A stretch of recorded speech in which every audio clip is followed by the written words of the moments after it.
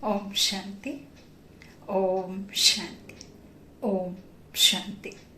26/12/2021 प्रातः मुरली। ओम शांति। अव्यक्त बाप दादा रवाइज है 17/12/89 मधुबन, रविवार का मुरली। सदा समर्थ कैसे बने। आज समर्थ बाप अपने चारों ओर के मास्टर समर्थ बच्चों को देख रहे हैं।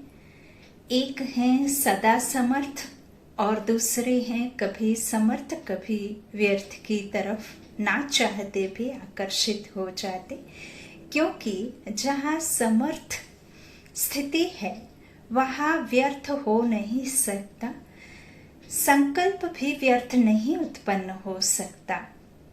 बाप दादा देख रहे थे कि कई बच्चों की अब तक भी बाप के आगे फरियाद है कि कभी कभी व्यर्थ संकल्प याद को फरियाद में बदल देते हैं। चाहते नहीं हैं लेकिन आ जाते हैं।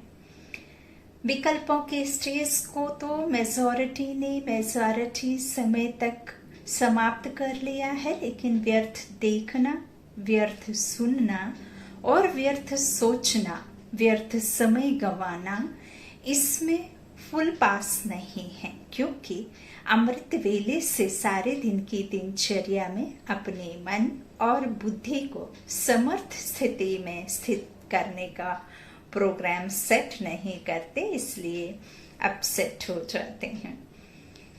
जैसे अपने स्थूल कार्य के प्रोग्राम को दिनचर्या प्रमाण सेट करते हो, है ना, ऑफिस जाने से पहले रात में ही सेट करके रहते हैं ना कि सुबह में टिफिन क्या बनाएंगे, नहाकर कौन सा ड्रेस पहनना है, कौन से शूज पहनना है ना।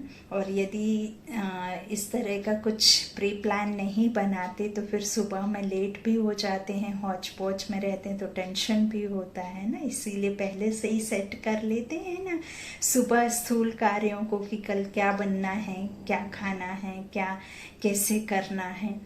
तो बाबा कहते हैं इसी तरह से सुबह में यदि आप श्रेष्ठ संकल्पों से भरपूर रहेंगे, अपनी दिनचर्या की शुरुआत अच्छे विचारों की खुराक से खुद आत्मा को कराएंगे, तो फिर पूरे दिन आप सेट रहेंगे, अपसेट नहीं होंगे।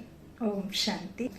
तो ऐसे जैसे स्थूल प्रोग्राम को सेट करते हैं, प्रमाण सेट करते हो, ऐसे अपनी मनसा समर्थ स्थिति का प्रोग्राम सेट करेंगे तो स्वतः ही कभी अपसेट नहीं होंगे। जितना अपने मन को समर्थ संकल्पों में बिजी रखेंगे तो मन को अपसेट होने का समय ही नहीं मिलेगा। आजकल की दुनिया में बड़ी पोजीशन वाले, जिन्हों को IV या VIP कहते हैं, वह सदा अपने कार्य की दिनचर्या को समय प्रमाण सेट करते हैं, साथ में बाकायदा डायरी में नोट डाउन करते हैं कि कितने समय के लिए कहाँ स्पीच देना है, कितने समय के लिए किसके पास जाकर के टॉक करना है, और उनका इवन पॉइंट टू पॉइंट बोलने का जो स्पीच है वो भी लिखा रहता है कि 10 सेकंड में कितना बात कर लेना है, 10 मिनट में कितना हमें स्पीच दे देना है ना। तो इस तरह से उनके क्या होते हैं, दिनचर्या को क्या करते हैं, समय प्रमाण सेट करते हैं। तो आप कौन हो? वह भले VIP है, लेकिन सारे विश्व में ईश्वरीय संतान के नाते, ब्राह्मण जीवन के नाते आप कितनी भी आगे लगा दो तो भी कम है।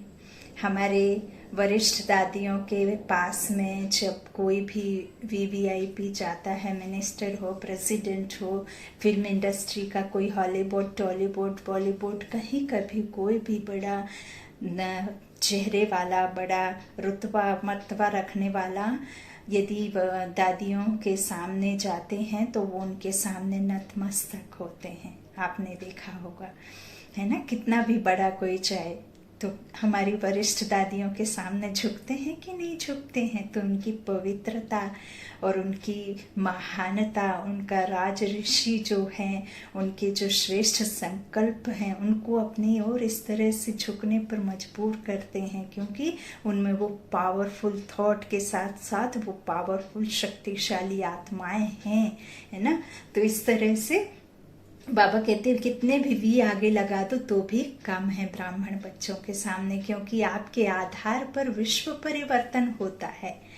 आप विश्व के नव निर्माण के आधार मूर्त हो, बेहद के ड्रामा, अंदर हीरो एक्टर हो और हीरे तुल्य जीवन वाले हो। तो कितने बड़े हुए।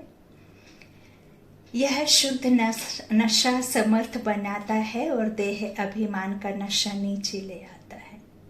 बाबा ने मुरली में कहा भी है कि ये जो मांडव के सितारे हैं, चांद हैं, सूरज है, सूरज हुआ तो दिन निकला और तारे निकले तो रात हुआ, है ना। तो मांडवों के लाइट हैं जिनके द्वारा रात और दिन का पता चलता है। लेकिन हम तो बाबा कहते हैं एक सुप्रीम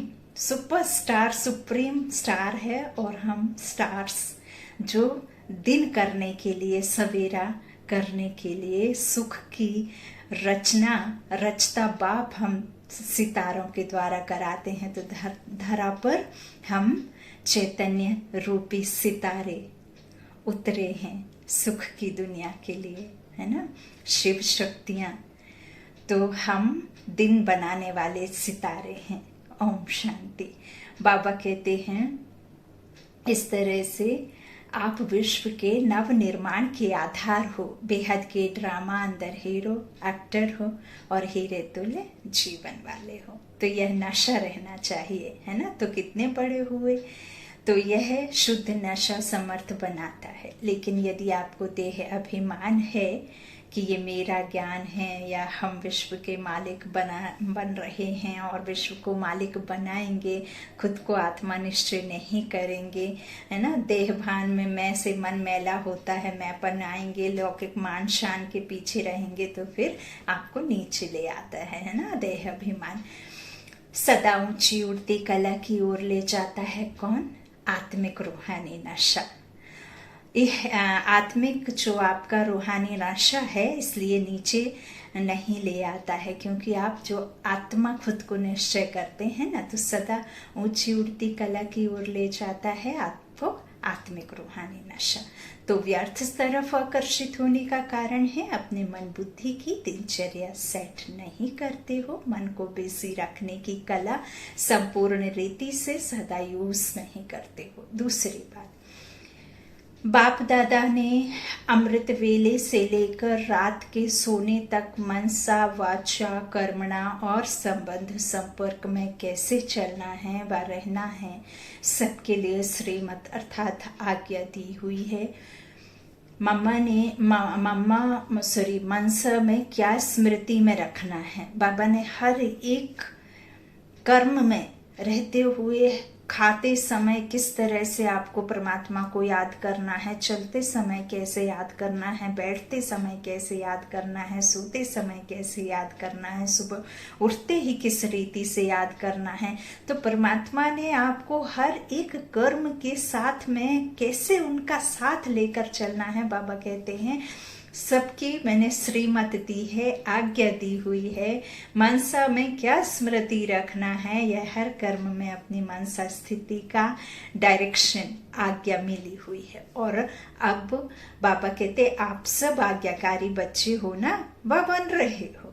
आज्ञाकारी अर्थात बाप के संबंध से, बाप के फुल स्टेप लेने वाले, अर्थात कदम के ऊपर कदम रखने वाले। और दूसरा नाता है सजनियों का। तो सजनी भी क्या करती है, उनको क्या शिक्षा मिलती है, साजन के ऊपर कदम चलो, कदम ऊपर कदम चलो, है ना, कदम से कदम कहते हैं ना, आगे वो तो पीछे आपका कदम चले, साजन के कदम ऊपर कदम चलो। तो आज्ञाकारी अर्थात बाप दादा के आज्ञाकारी रूपी कदम पर कदम रखना है। यह सहज है व मुश्किल है।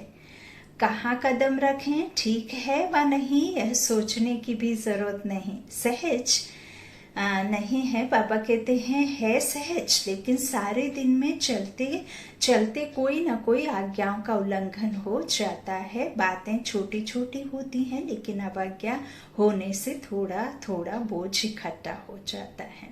आज्ञाकारी को सर्व संबंधों से परमात्मा दुआएं मिलती हैं, यह नियम है। साधारण रीति भी कोई किसी मनुष्य आत्मा के डायरेक्शन प्रमाण हाँ जी कह करके कार्य करते हैं, तो जिसका कार्य करते उसके द्वारा उसके मन से उनको दुआएं जरूर मिलती हैं कि नहीं? तो यह तो परमात्मा दुआएं हैं। परमात्मा दुआओं के कारण आज्ञाकारी आत्मा सदा डबल लाइट उड़ती कला वाली होती है। साथ साथ आज्ञाकारी आत्मा को आज्ञा पालन करने के रिटर्न में बाप द्वारा विल पावर विशेष वरदान के रूप में, वर्षे के रूप में मिलती है। बाप सब पावर्स विल में बच्चों को देते हैं, इसलिए सर्व पावर्स सहज प्राप्त हो जाती हैं। तो ऐसे विल पावर प्राप्त करने वाली आज्ञाकारी आत्मा वर्षा, वरदान और दुआएं यह सब प्राप्तियां कर लेती हैं, जिस कारण सदा खुशी में नाचते वाह वाह के गीत गाते उड़ते रहते हैं, क्योंकि उनका हर कर्म उनको प्रत्यक्ष फल प्राप्त कराता है। कर्म है बीज। जब बीज शक्तिशाली है तो फल भी ऐसा मिलेगा ना। तो हर कर्म का प्रत्यक्ष फल बिना मेहनत के स्वतः ही प्राप्त होता है। जैसे फल की शक्ति से शरीर शक्तिशाली रहता है, ऐसे कर्म के प्रत्यक्ष फल की प्राप्ति कारण आत्मा सदा समर्थ रहती है। तो सदा समर्थ रहने का दूसरा आधार है सदा और स्वतः आज्ञाकारी बनना। ऐसी समर्थ आत्मा सदा सहज उड़ते हुए अपनी संपूर्ण मंजिल बाप के समीप स्थिति को प्राप्त करती है। तो व्यर्थ तरफ आकर्षित होने का कारण है अवज्ञा। बड़ी बड़ी अवज्ञाएं नहीं करते हो, छोटी छोटी हो जाती हैं। जैसे मुख्य पहली आज्ञा है पवित्र बनो, कामजीत बनो। इस आज्ञा को पालन करने में मेजॉरिटी पास हो जाते हैं। भोली भोली माताएं भी इसमें पास हो जाती हैं। जो बात दुनिया असंभव समझती उसमें पास हो जाते हैं। लेकिन उनका दूसरा भाई क्रोध, उसमें कभी कभी आधा फेल हो जाता है। फिर होशियार भी बहुत हैं। कई बच्चे कहते हैं क्रोध नहीं किया, लेकिन थोड़ा रौब तो दिखाना ही पड़ता है। क्रोध नहीं आता, थोड़ा रौब रखता हूँ। जो बस संभव को संभव कर लिया, यह तो उसका छोटा भाई है, तो इसको आज्ञा कहेंगे वह अवज्ञा। क्रोध काम, फिर क्रोध, काम महाशत्रु और क्रोध शत्रु। तो बाबा ने कहा फिर शत्रु छोटा भाई है ना क्रोध, तो कर लिया, इसको अवज्ञा कहेंगे या आज्ञा? तो इसको इससे भी छोटी अवज्ञा अमृत वेले का नियम आधा पालन करते हो, उठ करके बैठ तो जाते हो, लेकिन जैसे बाप की आज्ञा है उस विधि से सिद्धि को प्राप्त करते हो। शक्तिशाली स्थिति होती है। स्वीट साइलेंस के साथ साथ निद्रा की साइलेंस भी मिक्स हो जाती है। हाँ, उबासी खाना। हाँ, तो बाप दादा अगर हर एक को अपने सप्ताह की टीवी दिखाए तो बहुत मजा देखने में आएगा। तो आधी अवज्ञा, बाबा कहते हैं आधी आज्ञा मानते हो, नेमी नाथ बनते हो, लेकिन सिद्धि स्वरूप नहीं बनते हो। इसको क्या कहेंगे? ऐसी छोटी छोटी आज्ञाएं हैं। जैसे आज्ञा है किसी भी आत्मा को ना दुख दो और ना दुख लो। कोई दुख देता है तो लेना नहीं है और ना ही किसी को दुख देना है। इसमें भी दुख देते नहीं हो लेकिन ले लेते हो ना। तो व्यर्थ संकल्प चलने का कारण ही यह है। व्यर्थ दुख लिया, सुन लिया तो दुखी हुए, है ना। अब मान लीजिए कि आपके लिए कोई बहुत गंदे गंदे बात कह रहा है, आपके अपमान के लिए बहुत शब्द अपशब्द निकाल रहा है, कड़वे बोल रहा है, लेकिन वो जो आपके लिए बुरा भला कह रहा है वो आपकी भाषा का नहीं है। मान लीजिए आप हिंदी वाले हैं और वो आपको तमिल तेलुगु में कोई उटपटांग खूब कह रहा है, लेकिन आपको नहीं पता कि वो आपके बारे में कह रहा है, तब तक आप ऐसे ही लाइक दैट कि होगा कोई पागल या जो भी आप समझेंगे। लेकिन जैसे ही आपको पता चलता है कि उसने आपके बारे में कहा तो आपको बुरा लग जाएगा, आप दुखी हो जाएंगे, आप दुख ले लेंगे। तब तक आपको कुछ नहीं पता था। तो देखिए, आत्मा को ये बातें नहीं लगती हैं, आत्मा को नहीं लगती हैं। ये जो लौकिक नाम और शान है ना, इस शरीर को बातें लगती हैं, है ना। तो आत्मा में तो बात लगी नहीं, क्योंकि आप अननोन लैंग्वेज पता नहीं था आपको। जब तक पता नहीं था आपने उस चीज़ का रियलाइज नहीं किया, उसको एक्सेप्ट नहीं किया। जैसे ही आपको पता चला, आपका नाम ले करके किसी ने पुकारा और बस आपने उसे जल्दी से ले लिया, है ना। तो बाबा कहते हैं इस तरह से व्यर्थ दुख लिया, है ना, भल दिया नहीं तो सुन लिया तो दुखी हुए। सुनी हुई बात ना चाहते भी मन में चलती है। यह क्यों कहा, यह ठीक नहीं कहा, यह नहीं होना चाहिए। व्यर्थ सुनने देखने की आदत मन को 63 जन्मों से है ना, कोई एक जन्म का नहीं। इसलिए अभी भी उस तरफ आकर्षित हो जाते हो। छोटी छोटी आज्ञाएं मन को भारी बना देती हैं और भारी होने के कारण ऊंची स्थिति की तरफ उड़ नहीं सकते। यह बहुत गुहा गति है। जैसे पिछले जन्मों के पाप कर्म बोझ के कारण आत्मा को उड़ने नहीं देते, ऐसे इस जन्म की छोटी छोटी अवज्ञाओं का बोझ जैसी स्थिति चाहते हो वैसी अनुभव करने नहीं देता है ना। तो ब्राह्मणों की चाल बहुत अच्छी है। बाप दादा पूछते हैं कैसे हो, तो सभी कहेंगे बहुत अच्छे हैं, ठीक है। फिर जब पूछते हैं कि जैसी स्थिति होनी चाहिए वैसी है, तो चुप हो जाते हैं। इस कारण यह अवज्ञाओं का बोझ सदा समर्थ बनने नहीं देता है। तो आज यही स्लोगन याद रखना, ना व्यर्थ सोचो, ना देखो, ना व्यर्थ सुनो, ना व्यर्थ बोलो, ना व्यर्थ कर्म में समय गवाओ। आप बुराई से तो पार हो गए, अब ऐसे आज्ञाकारी चरित्र का चित्र बनाओ। इसको कहते हैं सदा समर्थ आत्मा। अच्छा, सभी टीचर्स आर्टिस्ट हो, चित्र बनाना आता है, अपना श्रेष्ठ चरित्र का चित्र बनाना आता है ना। तो बड़े ते बड़े चित्रकार वही हैं जो हर कदम में चरित्र का चित्र बनाते रहते हैं। बाबा कोई बुक में पेंसिल का स्केच बनाने की बात नहीं कह रहे हैं, कोई कलर भर के अपना खुद का तस्वीर बना करके उसको कलर कर देना या हूबहू आप जैसा बनाने की बात बाबा यहाँ नहीं कह रहे हैं। बाबा प्रैक्टिकल में कह रहे हैं कि मूर्तिकार अपनी मूर्ति में कलर खुद भरे, चरित्र, है ना, चरित्र का चित्र बनाने का कारण ही आपके जड़ चित्र आधा कल्प चलते हैं। तो बाबा कहते हैं बड़े ते बड़े चित्रकार वही हैं जो हर कदम में चरित्र का चित्र बनाते रहते हैं। इसी चरित्र का चित्र बनाने कारण ही आपके जड़ चित्र आधा कल्प चलते हैं। जो मंदिर में विराजमान हैं वो कौन है? आप पूर्वज आत्माएं हैं ना। तो टीचर्स अर्थात बड़े ते बड़े चित्रकार अपना भी चित्र बनाते और अन्य आत्माओं को भी चित्रकार बना देते हो। औरों को भी श्रेष्ठ चरित्र बनाने के निमित्त टीचर्स हो। इसी में ही बिजी रहते हो ना, फुल बिजी रहो। एक सेकंड भी मन बुद्धि को फुर्सत में रखा तो व्यर्थ संकल्प अपनी तरफ आकर्षित कर लेंगे। खाली दिमाग शैतान का। सुनाया ना कि सेवा का प्रत्यक्ष फल सदा प्राप्त हो, यही निशानी है सदा आज्ञाकारी आत्मा की। कभी सेवा का फल प्रत्यक्ष मिलता और कभी नहीं मिलता। इसका कारण कोई ना कोई अवज्ञा होती है। टीचर्स अर्थात अमृत वेले से लेकर रात तक हर आज्ञा के कदम पर कदम रखने वाली ऐसी टीचर्स हो। वह कभी कभी अलबेलापन आ जाता है, अलबेला नहीं बनना। जिम्मेवारी के ताजधारी हो, कभी ताज भारी लगता है तो उतार देते हैं। आप उतारने वाले तो नहीं हो ना। सदा आज्ञाकारी माना, सदा जिम्मेवारी के ताजधारी। टीचर्स तो सब हैं, लेकिन इसको कहते हैं योग टीचर, योगी टीचर। टीचर्स कभी कंप्लेन नहीं कर सकती, औरों को कंप्लीट करने वाली हो, कंप्लेन करने वाली नहीं। कभी ऐसे पत्र तो नहीं लिखती हो ना, क्या करें, हो गया, होना तो नहीं चाहिए, वह तो समाप्त हो गया ना, सुनाया था।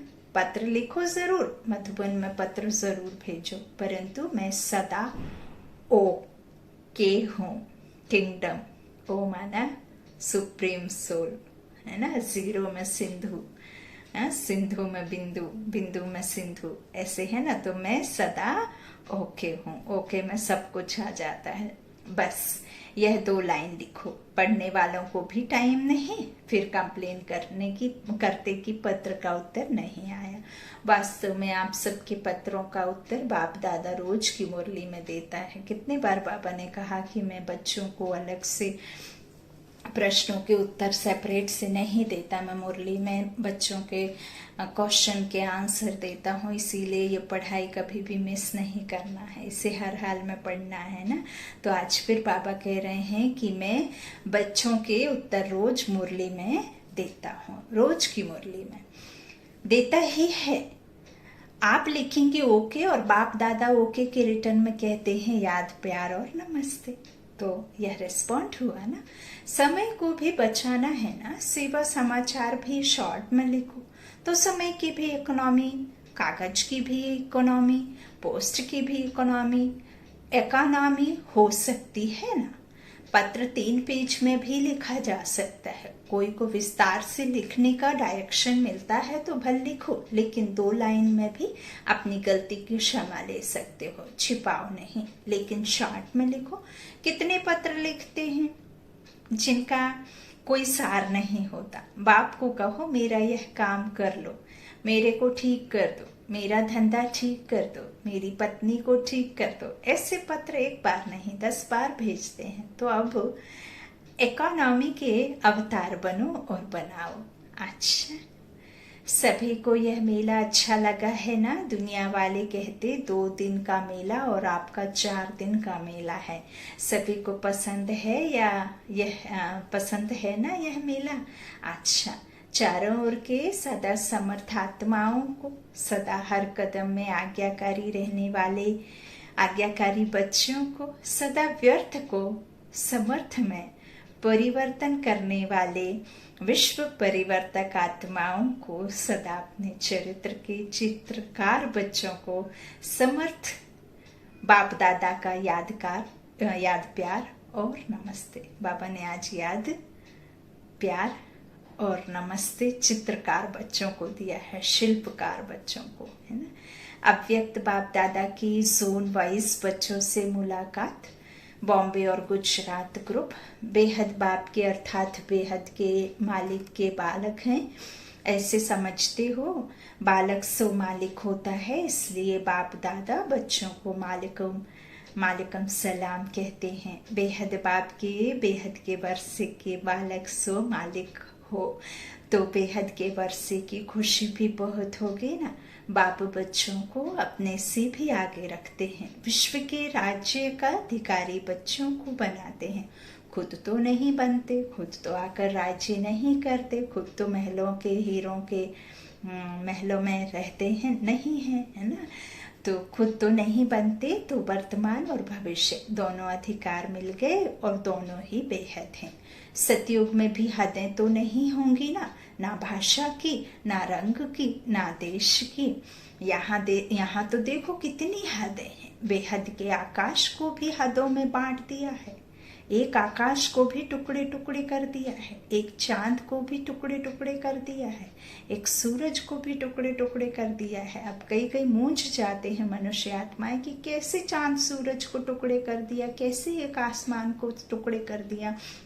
तो देखिए, ये जो बाद में बाय प्लॉटिंग हुई है, जो देश विदेश इतने बड़े बड़े देश बसे हैं, इतने बड़े बड़े कंट्री बसे हुए हैं, पानी में घर बनाया है।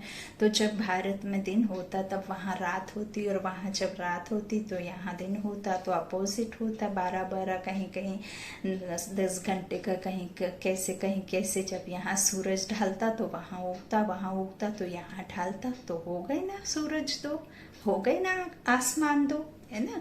तो ऐसे टुकड़े टुकड़े कर दिया। बाबा कहते हैं वहां तो कोई इस तरह का ना रंग ना देश ना कोई भी हद नहीं होगी। बेहद के आकाश को भी हदों में बांट दिया है, वहां कोई हद नहीं होती। तो बेहद का राज्य भाग्य हो गया, है ना। लेकिन बेहद का राज्य भाग्य प्राप्त करने वालों को पहले इस समय अपनी देह की हद से परे जाना पड़ेगा। अगर देह वाहन की हद से निकले तो और सभी हद से निकल जाएंगे। इसलिए बाप दादा कहते हैं पहले देह सहित देह के सब संबंधों से न्यारे, फिर बाबा के प्यारे बनो। पहले देह फिर देह के संबंधी। तो इस देह के भान की हद से निकले हो, क्योंकि देह की हद कभी भी ऊपर नहीं ले जाएगी। और जो फेरी दिखाई है ऊपर, जो मैजिक स्टिक घुमा करके फेरी जो ऊपर उड़ती रहती है ना, एक्चुअली में कोई भी ऐसी परियां ऊपर में उड़ती नहीं है शरीर के साथ में। ये जो बाबा बता रहे हैं कि उड़ती कला में हम फेरी बन करके उड़ते हैं, आत्माएं शक्तिशाली पवित्र प्योर आत्माएं फरिश्ता बनकर उड़ती हैं, है ना। इनकी बात बाबा ने कही है ना कि देह के साथ उड़ने की बात। तो बाबा कहते हैं यदि देह में रहेंगे तो ऊपर नहीं उड़ सकेंगे। देह मिट्टी है, मिट्टी सदा भारी होती है। कोई भी चीज मिट्टी की होगी तो भारी होगी ना। यह देह तो पुरानी मिट्टी है, इसमें फंसने से क्या मिलेगा, कुछ भी नहीं। तो सदा यह नशा रखो कि बेहद बाप और बेहद वर्षे का बालक सो मालिक हूँ। जब बालक बनना है उस समय मालिक नहीं बनो, और जब मालिक बनना है उस समय बालक नहीं बनो। जब कोई राय देनी है, प्लान सोचना है, कुछ कार्य करना है तो मालिक होकर करो। लेकिन जब मेजॉरिटी द्वारा या निमित्त बनी आत्माओं द्वारा कोई भी बात फाइनल हो जाती है तो उस समय बालक बन जाओ, उस समय मालिक नहीं बनो। मेरा ही विचार ठीक है, मेरा ही प्लान ठीक है, नहीं, उस समय मालिक नहीं बनो। किस समय राय बहादुर बनना है और किस समय राय मानने वाला बनना है। जिसको यह तरीका आ जाता है वह कभी नीचे ऊपर नहीं होता, वह पुरुषार्थ और सेवा में सफल रहता है, अपने को मोल्ड कर सकता है ना। गोल्ड को भी मोल्ड करना होता है ना, तभी तो वो ज्वेलरी ऑर्नामेंट्स में चेंज कर पाते हैं। उससे पहले पिघलाना पड़ता है ना, जलाना पड़ता है। तो इस तरह से मोल्ड कर सकता है जो अपने आप को, वो सफल रहता है, अपने को झुका सकता है। झुकने वाले को सदैव ही सेवा का फल मिलता है, और अपने अभिमान में रहने वाले को सेवा का फल नहीं मिलता है। तो सफलता की विधि है बालक सो मालिक, समय पर बालक बनना, समय पर मालिक बनना। यह विधि आती है। अगर छोटी सी बात को बालक के समय मालिक बनकर सिद्ध करेंगे तो मेहनत ज्यादा और फल कम मिलेगा। और जो विधि को जानते हैं उस प्रमाण उनको मेहनत कम और फल ज्यादा मिलता है। वह सदा मुस्कुराता रहेगा, स्वयं भी खुश रहेगा और दूसरों को भी देख करके खुश होगा। सिर्फ मैं बड़ा खुश रहता हूँ यह नहीं, लेकिन खुश करना भी है, खुश रहना भी है, तब राजा बनेंगे। राजा तो तभी बनेंगे ना जब दातापन आएगा, है ना। दूसरों की खुशियों में खुश रहना, अपनी खुशी में खुश हो जाना, दूसरों की खुशियों में खुश हो जाना, वो दुख में खुश हो जाना, वो बिल्कुल भी नहीं। वो तो यहाँ के संस्कार है ना। तो अपनी खुशी को बांटना, खुद खुश रहना, औरों को खुश करना, औरों को देखकर खुश रहना, है ना। यह बात बाबा कह रहे हैं। तो सिर्फ मैं बड़ा खुश रहता हूँ यह नहीं, है ना। तब राजा बनेंगे, अपने को मोल्ड करेंगे तो गोल्डन एज का अधिकार जरूर मिलेगा। आज का वरदान है स्थूल और सूक्ष्म दोनों रीति से स्वयं को बिजी रखने वाले मायाजीत विजयी भव। स्वयं को सेवाधारी समझ अपनी रुचि उमंग से सेवा में बिजी रहो तो माया को चांस नहीं मिलेगा।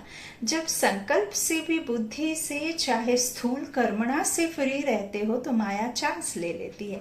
लेकिन स्थूल और सूक्ष्म दोनों ही रीति से खुशी खुशी से सेवा में बिजी रहो तो खुशी के कारण माया सामना करने का साहस नहीं रख सकती। इसलिए स्वयं ही टीचर बन बुद्धि को बिजी रखने का डेली प्रोग्राम बनाओ तो माया जीत विजयी बन जाएंगे। आज का स्लोगन है, निश्चय और फलक से कहो बाबा मेरे साथ है तो माया समीप आ नहीं सकती।